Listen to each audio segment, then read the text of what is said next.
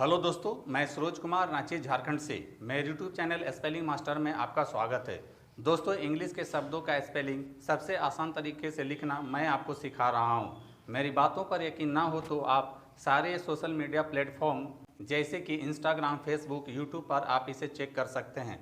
आप पाएंगे कि इंग्लिश स्पेलिंग लिखने का सबसे आसान तरीका मैं ही आपको बता रहा हूँ। और दोस्तों, इसके साथ मैं आपको इंग्लिश आसानी से फ्लुएंटली यानी कि धारा प्रवाह बोलना भी सिखा रहा हूँ। दोस्तों, जब आप मेरा कंपैरिजन दूसरों से करेंगे तो आप हमेशा पाएंगे कि my teaching process is better than others. दोस्तों, इंग्लिश शब्दों का स्पेलिंग लिखना उतना ही आसान है जितनी आसानी से आप अपना नाम इंग्लिश में लिख लेते हैं। शब्द छोटे हों या बड़े, इससे कोई फ़र्क नहीं पड़ता है। इंग्लिश के डिफ़िकल्ट शब्दों का स्पेलिंग लिखना बहुत ही सरल और आसान है। कैसे? चलिए मैं आपको सिखाता हूँ। दोस्तों, इसके लिए मैंने कुछ शब्द लिए हैं, जैसे कि पहला शब्द है नोटोरियस, दूसरा है मेरिटोरियस, तीसरा है ऑब्वियस। दोस्तों, आप सभी ध्यान दे रहे हों कि इन सभी शब्दों के अंत में ईएस आया है। इंग्लिश के जिन शब्दों के अंत में ईएस आता है वैसे शब्दों के लिए इंग्लिश में IOUS लिखा जाता है। तो दोस्तों, सबसे पहले हम पहला शब्द नोटोरियस लेते हैं और सबसे पहले ईएस के लिए दोस्तों यहाँ ध्यान देने वाली बात यह है कि नोटोरियस में ईएस से पहले आर अक्षर आया है, तो दोस्तों ईएस अपने पहले से आने वाले अक्षर से मिक्स हो जाता है, तो इसको हम लोग रियस पढ़ेंगे। सेकंड में भी मेरिटोरियस में ईएस से पहले री आया है तो रियस पढ़ेंगे, और तीसरे शब्द वीएस में ईएस से पहले वा आया है तो इसको वीएस पढ़ेंगे। तो दोस्तों, सबसे पहले नोटोरियस में ईएस के लिए IOUS लिख लेते हैं और बाकी बचे शब्दों के लिए रोमन स्क्रिप्ट का हेल्प लेंगे। रोमन स्क्रिप्ट में एन से ना होता है, ओ की मात्रा के लिए ओ लिखेंगे, टी से टा होता है, ओ की मात्रा के लिए ओ लिखेंगे, और आर से र होता है। इस प्रकार से आप नोटोरियस का स्पेलिंग बहुत ही आसानी से लिख लेते हैं। अब आते हैं दूसरे शब्द मेरिटोरियस पर, और सबसे पहले रियस के लिए RIOUS लिख लेते हैं। दोस्तों, रियस मैंने क्यों लिखा? क्योंकि ईएस से पहले र आया है तो इसको रियस पढ़ेंगे। बाकी बचे शब्दों के लिए रोमन स्क्रिप्ट का हेल्प लेंगे। एम से माँ होता है, ए की मात्रा के लिए ई लिखेंगे, आर से र होता है, छोटी ई के लिए आई लिखेंगे, टी से टा होता है, ओ की मात्रा के लिए ओ लिखेंगे। इस प्रकार से आप मेरिटोरियस का भी स्पेलिंग आसानी से लिख लेते हैं। अब आते हैं तीसरे शब्द ऑब्वियस पर, और सबसे पहले वीएस के लिए VIOUS लिख लेते हैं और बाकी बचे शब्दों के लिए रोमन स्क्रिप्ट का हेल्प लेंगे। रोमन स्क्रिप्ट में ओ के लिए ओ होता है और बी से ब होता है। इस प्रकार से आप ऑब्वियस का स्पेलिंग बहुत ही आसानी से लिख लेते हैं। दोस्तों, अब आते हैं दूसरे कॉलम में। यहाँ भी मैंने कुछ शब्द लिए हैं। पहला है प्लेंटियस, दूसरा है एरोनियस, तीसरा है इग्नियस। दोस्तों, यहाँ भी आप ध्यान दे रहे होंगे कि सभी शब्दों के अंत में ईएस आया है।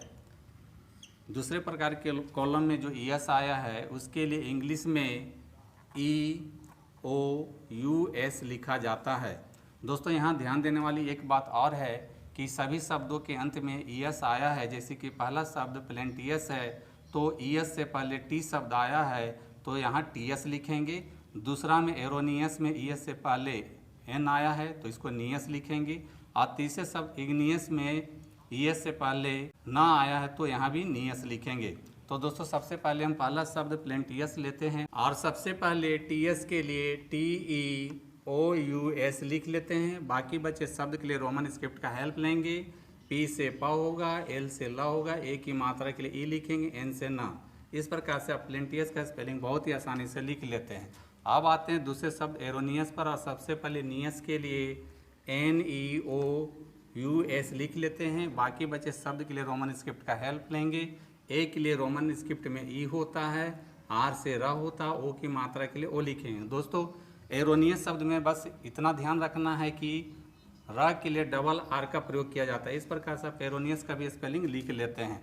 अब आते हैं तीसरे शब्द इग्नियस पर, और सबसे पहले नियस के लिए NEOUS लिख लेते हैं। बाकी बचे शब्द के लिए रोमन स्क्रिप्ट का हेल्प लेंगे।